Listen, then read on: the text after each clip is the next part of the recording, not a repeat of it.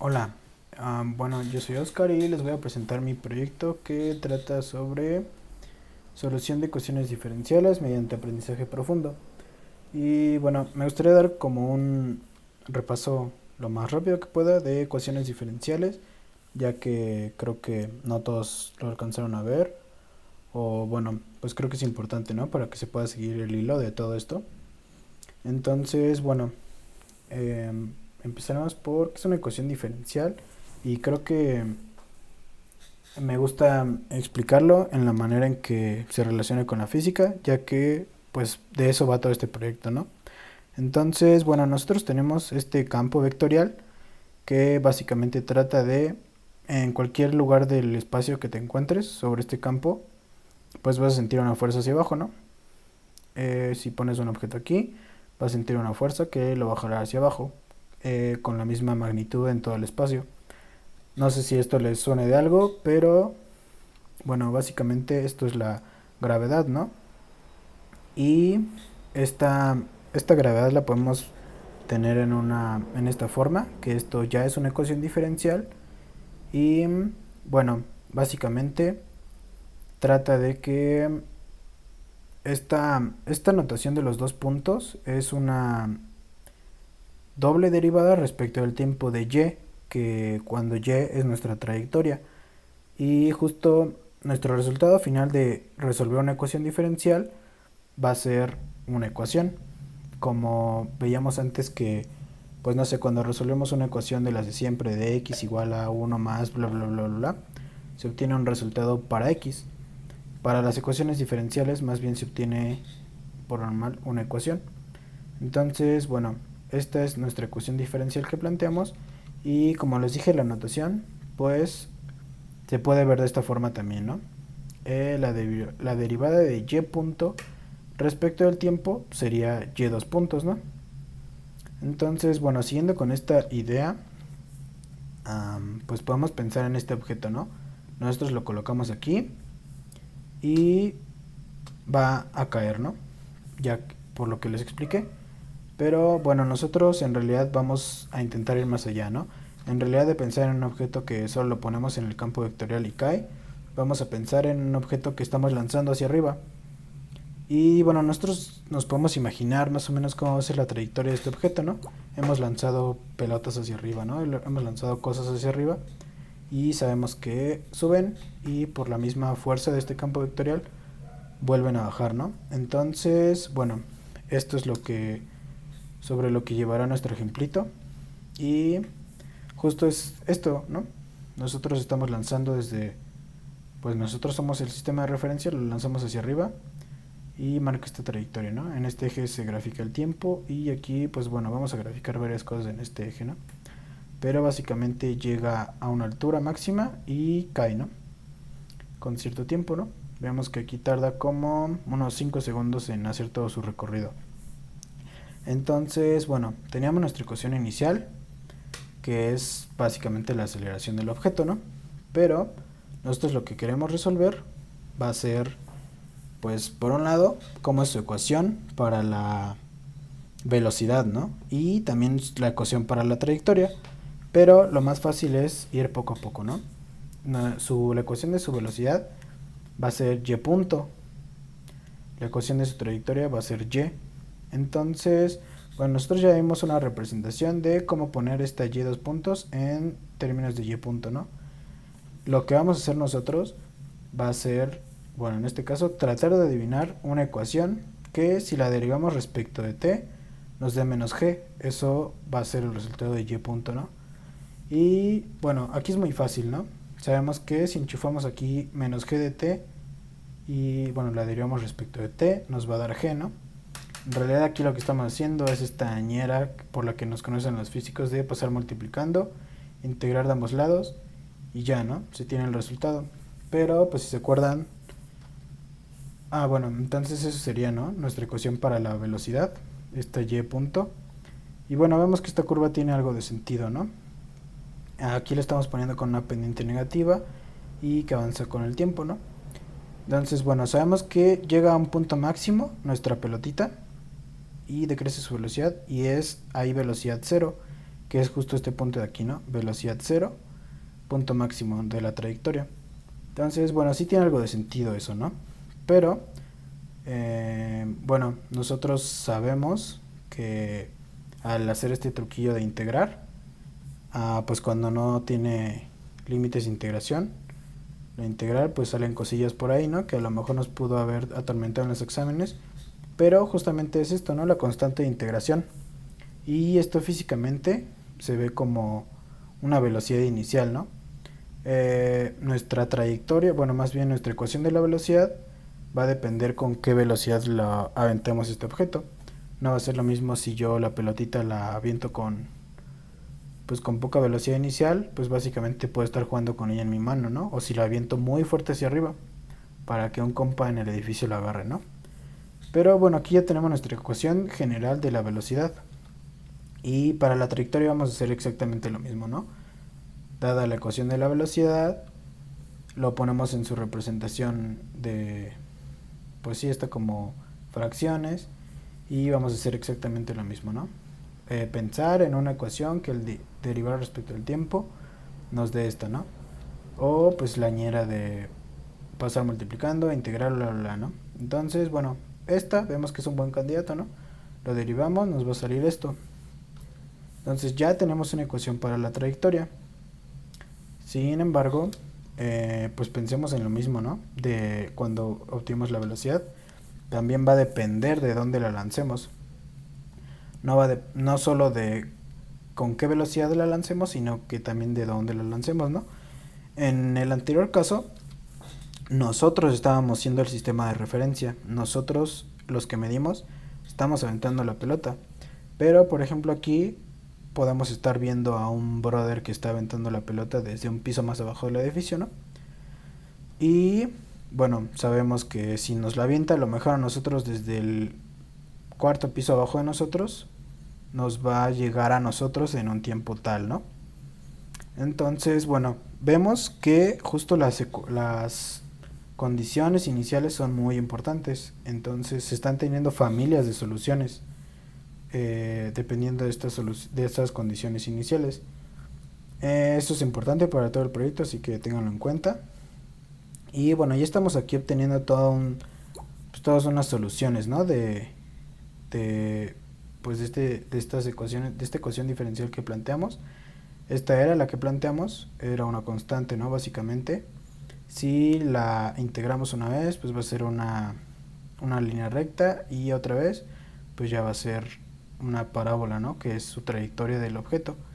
Pero bueno, este fue un repaso rápido, pero esta es una de las ecuaciones diferenciales más sencillas. A lo mejor sí se está integrando dos veces, pero pues era una constante, ¿no? Hay cosas más chonchas. Y bueno, aquí solo estamos teniendo en cuenta pues una dimensión, bueno, es una dimensión temporal, ¿no? Pero es una dimensión de integración. Esta es una ecuación diferencial ordinaria. Pero bueno, después vienen las ecuaciones diferenciales parciales, que ya tienen más dimensiones de integración. Y bueno, estas dos ecuaciones son realmente la misma, solo esto ahorra un poquito de notación, pero es básicamente esto, ¿no? La segunda derivada respecto al tiempo y verlo como sumas.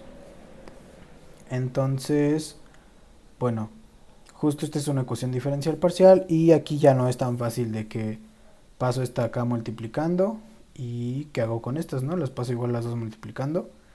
Pues no, ya no es tan sencillo. Pero pues hay otros artefactos matemáticos para resolverlas, ¿no? Separación de variables es como se resuelve esta. Y esta es una ecuación, es la ecuación de onda en realidad. Y bueno, esto lo que simula es una cosa de este estilo, ¿no? Esta es una membrana rectangular. Y bueno, esto es como, no sé, a lo mejor si se lo imaginan como una bocina, pues podría ser eso, ¿no? Una bocina rectangular. Pero bueno, eso es lo que pasa y se pueden resolver, ¿no? Entonces, todo bien hasta aquí. Es más difícil, hay que hacer más cuentitas, pero se resuelve. Lo chido viene después, cuando ya se le empiezan a meter más cosas a las ecuaciones, ¿no? Realmente todas estas modelan fenómenos físicos, pero aquí nos encontramos con unas ecuaciones interesantes. Estas son las ecuaciones de Navier-Stokes. Creo que no No me gustaría como entrar más en tantos detalles de esto, pero esta ecuación es muy importante. Y bueno, en realidad aquí lo que vamos a obtener como resultado es la velocidad, esta u, en cada dimensión, ¿no? En x, en y y en z. Estas ecuaciones lo que modelan son fluidos y bueno, fenómenos de transporte en general, ¿no? Uno podría pensar como la sangre, el aire, agua, pero pues también con estas ecuaciones se puede ver cómo se dispersa bueno, más bien cómo está evolucionando una pandemia, ¿no?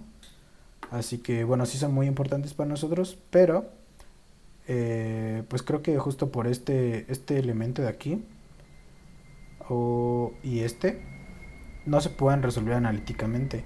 Entonces, pero bueno, son muy importantes en realidad, ¿no? Aquí vemos cómo están simulando fluidos. Aquí pues podemos ver como qué tan aerodinámico es un dinosaurio, que no es tan importante, ¿no? Porque no hay dinosaurios hoy en día, pero también funciona para aviones, carros.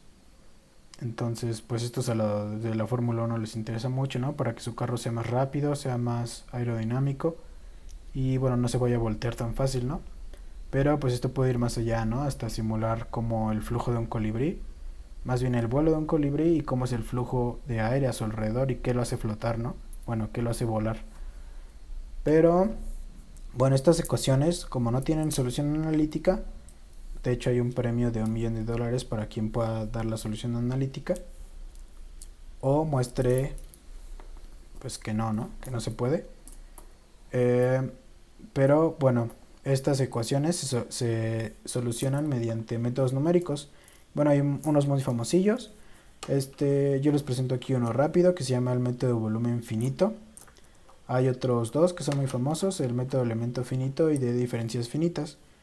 Que bueno, básicamente todos estos métodos tratan de discretizar el espacio, ¿no? Es decir, pues todo lo que vemos suave, todos los objetos que vemos suaves, continuos, como este cuerpo, lo pasamos pues a cuadritos, ¿no? Y que en realidad sí es más fácil de analizar porque nos fijamos como en un cuadrito y vemos qué pasa en ese cuadrito, ¿no? Entonces, bueno, creo que un vistazo rápido hacia esto.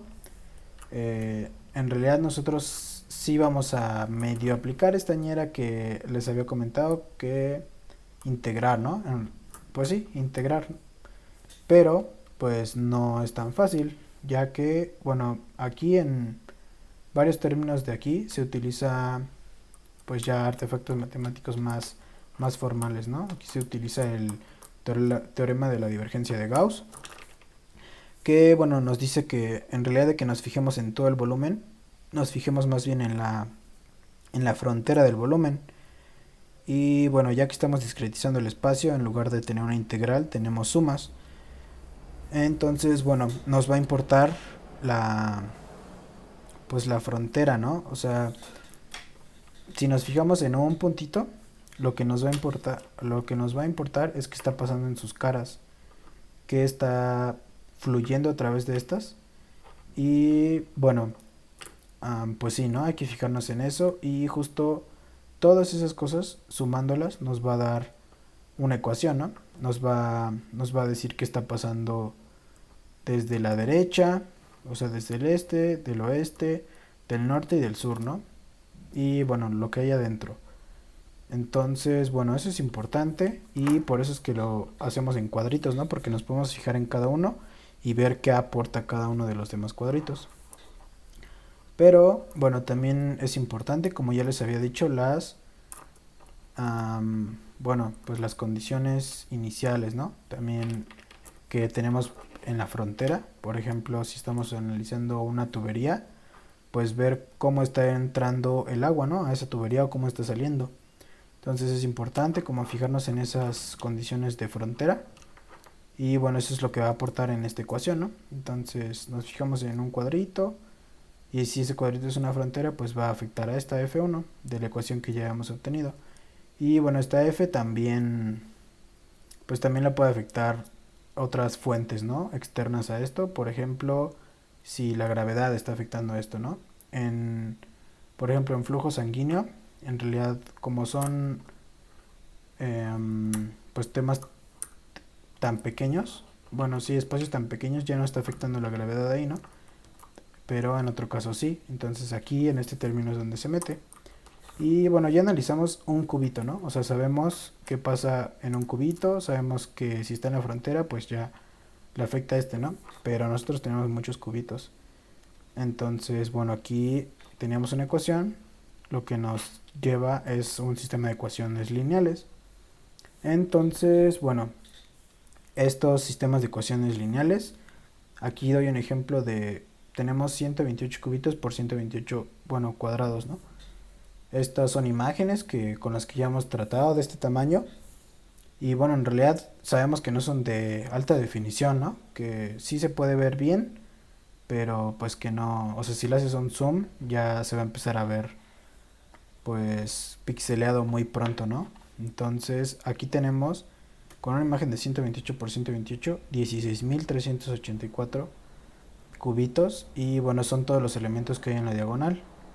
Los elementos que hay como en los lados es cómo afectan de un cubito, pues el lado de la derecha, de la izquierda, de arriba y de abajo, ¿no? Entonces, bueno, aquí lo que tendríamos sería una matriz de 16.000 por 16.000, pero bueno, en realidad como solo lo afectan como pues, a la derecha, a la izquierda, arriba, abajo, pues solo hay como términos en las diagonales principales, ¿no? Entonces no tenemos 16.000 por 16.000 datos, pero aún así tenemos aproximadamente 16.000 por 5, que son como 81.000. Son bastantes datos y bueno, vemos que no es una imagen pues en realidad de alta calidad, ¿no? Entonces, si queremos hacer buenas aproximaciones como el monito este de Minecraft que les mostré, con muchos cuadritos, vamos a tener sistemas de ecuaciones muy grandes. Y bueno, ciertamente esto es muy tardado. Sí, ya tenemos métodos computacionales para resolverlo y bla, bla, bla. Pero esto es iterativo, entonces a veces no es tan fácil hacerlo como en paralelo. Por ejemplo, en una GPU, si es, hay solo algunos métodos que se pueden hacer en paralelo y es fácil, bla, bla, bla. Pero en general es muy tardado. Las simulaciones que les mostré, por ejemplo, estas tardan algunas horas, ¿no? En, pues en toda esta dinámica, ¿no? Y eso que no es tanto tiempo, pero ya si nos vamos a fenómenos en tres dimensiones, tardan días. Entonces, bueno, eso es una desventaja muy grande ya que si se está intentando, pues no sé, salvar una vida, intentando simular, pues no sé, algún accidente en, bueno, no sé, el flujo sanguíneo de alguna parte muy específica del cuerpo, pues no se tienen días, ¿no? Para simularlo y ver cómo se puede ayudar. Entonces, bueno, aquí es donde vienen al rescate las metodologías de aprendizaje profundo. Entonces, bueno, como ya checamos, nuestra metodología antigua era, teníamos unas condiciones iniciales con unas condiciones de frontera, se obtenía un sistema de ecuaciones lineales y se llega a un resultado, ¿no? Que es que había al principio y lo que nos lleva al final. Bueno, el problema aquí ya les dije que esto es iterativo para que se resuelva y no es muy tardado, ¿no? Y más aún cuando en las ecuaciones de Navier-Stokes entra, bueno, a veces en aproximaciones cuando no entra este término, ¿no? Cuando no entra este término, pero cuando sí está entrando es mucho más tardado. O sea, ahí se tienen iteraciones sobre las iteraciones. Entonces, pues sí, ya sabemos que el problema aquí es el tiempo, ¿no?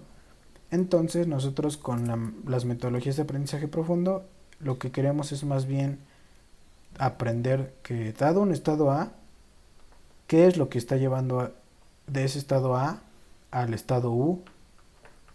O sea, al menos con la metodología que presentamos aquí, es que aprendamos pues como un mapeo de ese estado inicial a un estado final U, sin tener que pasar por todo esto y por lo tardado que es.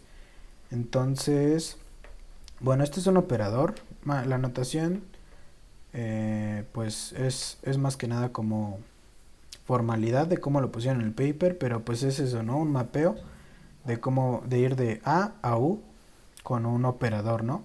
Y bueno, este le vamos a llamar el operador neuronal, pero pues no es más que una G dada, ¿no? Es como si tuviéramos una G asterisco, G prima, bla, bla, bla.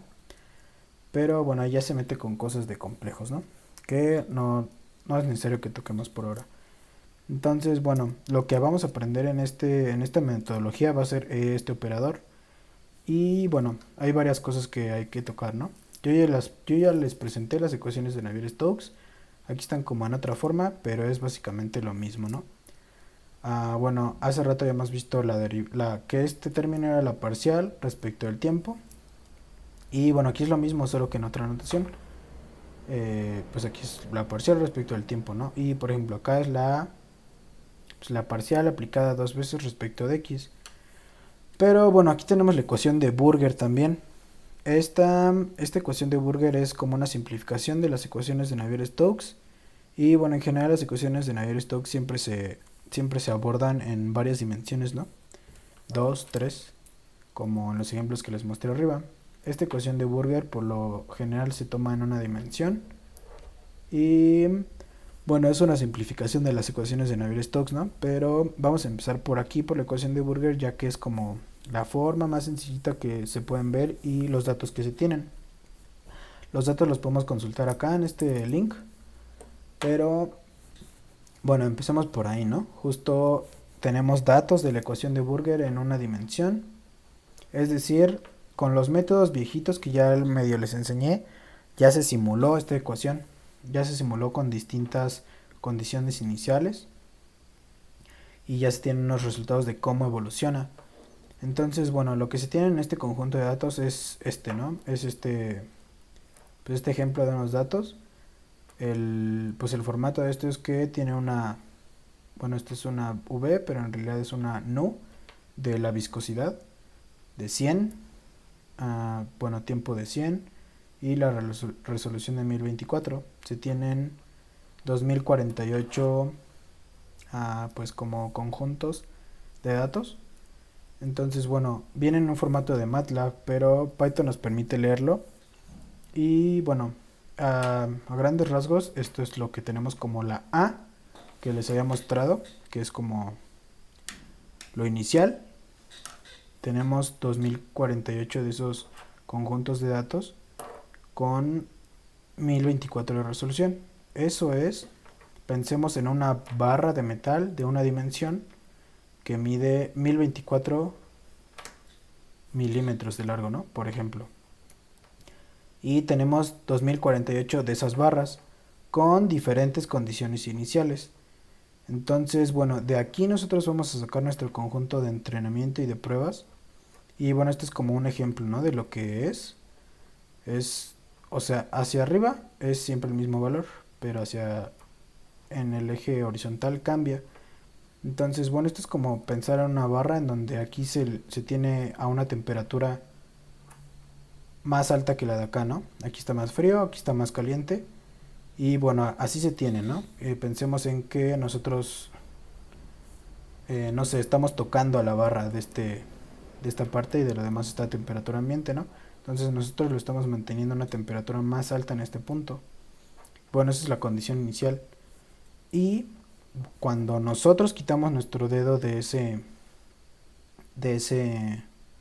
pues de este punto, va a evolucionar en un tiempo de 1, va a evolucionar a otro sistema, ¿no? Aquí no se ve un cambio en realidad tan diferente, pero bueno, en realidad esto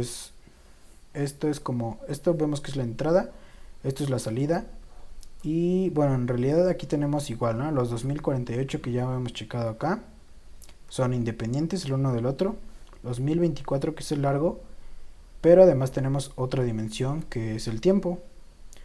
Entonces, bueno, nosotros lo que vamos a hacer va a ser aprender el operador neuronal.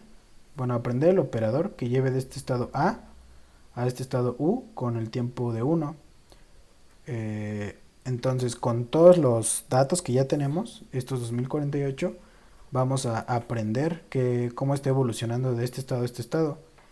Y bueno, lo interesante de aquí es que nosotros estamos aprendiendo pues de un tiempo cero a un tiempo 1. Entonces, esto en realidad se puede propagar a pues a tiempos indefinidos, ¿no?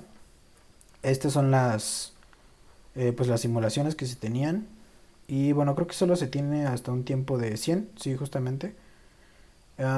Pero bueno, vemos cómo evoluciona, ¿no? Vemos que esta curvita cómo se mueve y pues en realidad sí, ¿no? Como pues como que lo caliente tiende a enfriarse. Bueno, en realidad pues sí hay como toda una evolución en ese sistema, ¿no? Entonces, nosotros ya aprendimos el operador de cómo pasa, bueno, el mapeo del estado cero al estado uno en el tiempo. Entonces, en realidad eso, si nosotros ya sabemos el estado uno y sabemos cómo se está mapeando, pues ya podemos avanzar en el tiempo sin problemas, ¿no? Y bueno, eso es lo que pasa para la ecuación de Burger, es como el ejemplo más sencillo. Y bueno, también se tienen datos para las ecuaciones de Navier-Stokes, ¿no? Aquí es pues el mismo formato que les había explicado, igual está en MATLAB. Aquí el detalle es que por la naturaleza de las ecuaciones de Navier-Stokes no es tan fácil solo aprender de un estado al otro y ya de ahí como que propagarlo, ¿no? Sino que aquí lo que se va a tener es, vamos a aprender en realidad cómo es el mapeo de, pues de las condiciones iniciales. Aquí vemos que pues es casi aleatorio, ¿no? Pues como las condiciones iniciales. Y vamos a aprender cómo es el mapeo de hasta t igual a 10, o sea, avanzar 10 pasos en el tiempo. Vamos a aprender cómo va evolucionando así. Y bueno, aquí el problema aquí es que tenemos un conjunto de datos muy pequeño. Hay conjuntos de datos más grandes, solo que ya no los cargué porque ocupaban mucho, ¿no? Mucha memoria en disco y ya se estaba alentando mi computadora, pero pues creo que aquí se puede explicar igual, ¿no? Aquí de estos 20, que en realidad el conjunto de datos más grande que tenemos es de 5000, pero pues hagamos de cuenta que de estos 20 sacaríamos nuestro conjunto de entrenamiento y el de pruebas, pero pues en realidad sí tenemos muchos datos, ¿no? Tenemos 5000, de ahí podemos sacar entrenamiento y pruebas sin problema. Y bueno, eso es como lo que tendríamos como estado A. Y nosotros vamos a aprender, ajá, sí vamos a aprender el pues sí, el operador, cómo, cómo es que está pasando, más sí, no, más bien de A en el tiempo cero hasta el 10 y de ahí nosotros lo podemos propagar hasta más tiempos. Esto es, pues vemos que aquí ya va hasta el 30 y se tienen justo todos estos datos en la simulación, ¿no? Pero bueno, aquí se podría pensar que podemos avanzar indefinidamente, pero vemos que mientras más avanza el tiempo, pues va más rápido todo esto, ¿no? Y bueno, ciertamente se vuelve más caótico. Esto es que, pues como un pequeño cambio en las condiciones iniciales podría llevarlo a un cambio muy grande en las soluciones, ¿no? Entonces, bueno, aquí también pues aquí tenemos 200 pasos en el tiempo. Entonces nosotros vamos a aprender como con los primeros 10 y podemos propagarlo hasta mayores tiempos, ¿no? Entonces, bueno, esos son los datos que se tienen y, y pues creo que ya la arquitectura que yo propongo, bueno, que en realidad se está proponiendo en el artículo pues que hablan de todo esto, es esto, ¿no? O sea, más bien es como esta cosita de arriba que se ve muy sencilla, pero sí tiene sus detalles técnicos teóricos que pues sí están medio complicados de entender, pero bueno, creo que ahí voy, solo lo que no me queda muy claro son ciertos puntos, pero bueno, es interesante, ¿no? Como ya les había contado, esta A de X pues son como las condiciones iniciales que tenemos, ¿no? Y bueno, se le aplica esta P, que en realidad es tener a esta A en una representación de mayor dimensionalidad. Esto no estoy muy seguro de por qué lo hacen, pero bueno, se hace. Y bueno, es creo que se hace mediante una red neuronal completamente conectada, poco profunda. Entonces, bueno, eso es lo que hacen, ¿no? En este primer paso lo llevan como esa representación de mayor dimensionalidad y luego se aplican estas capas de Fourier, que le llaman así. Y bueno, estas capas de Fourier lo que son, pues vienen representados por este cuadrito, ¿no? Que, bueno, se hacen como iterativos Y pues uno podría pensar como, no que ya nos habíamos pasado ese proceso iterativo, pero pues aquí en realidad no son muchas iteraciones, ¿no? Creo que proponen que se hagan 4 de estas capas de Fourier como para refinar resultados, pero en realidad lo que se tiene es esto, ¿no? Ya que se le aplicó P a esta A inicial, nosotros tenemos una nu de X. Y bueno, por un lado se le va a aplicar esta W, que según tengo entendido es una transformación lineal.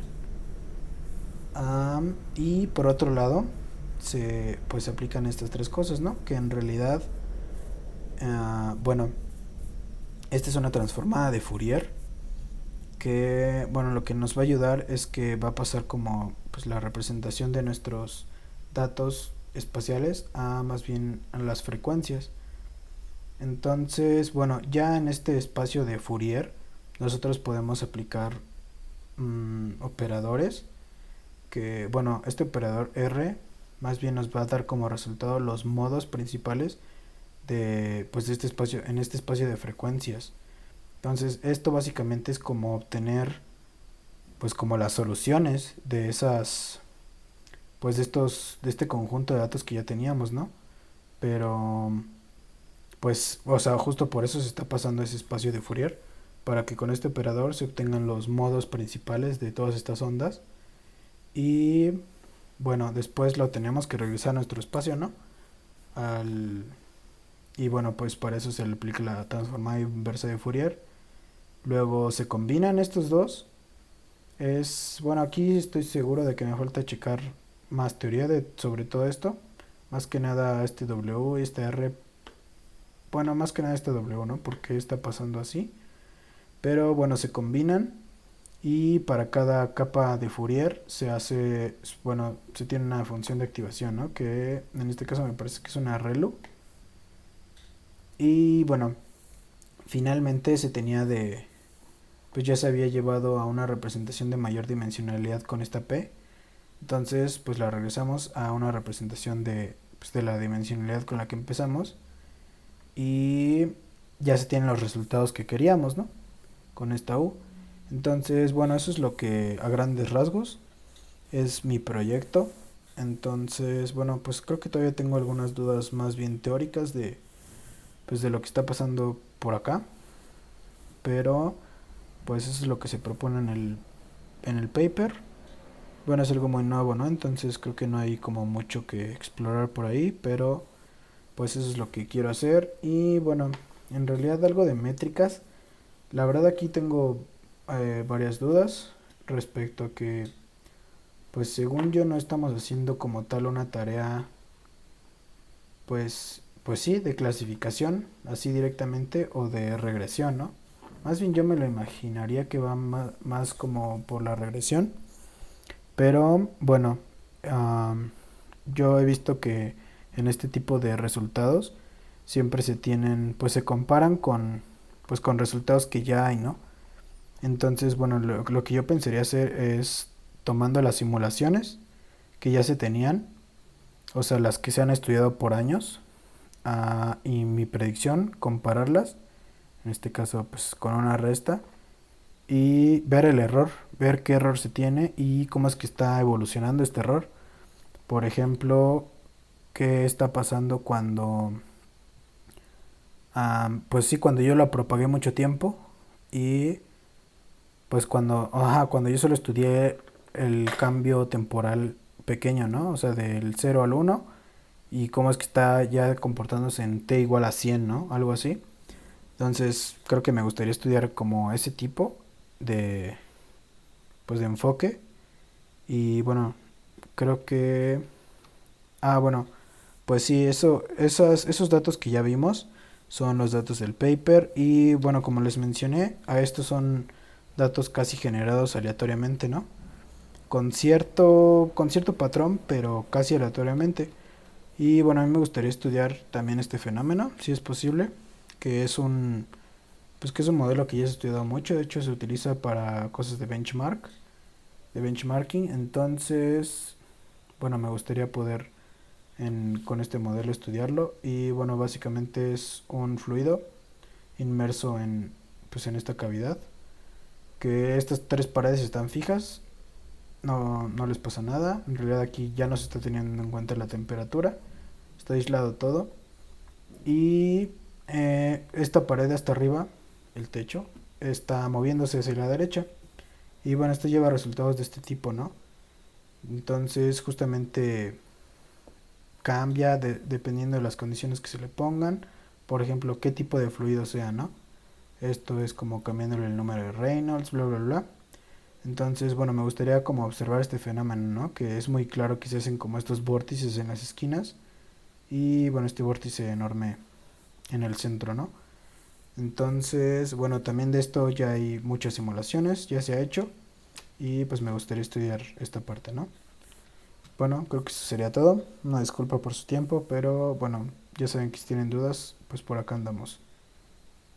Y aquí están algunas referencias.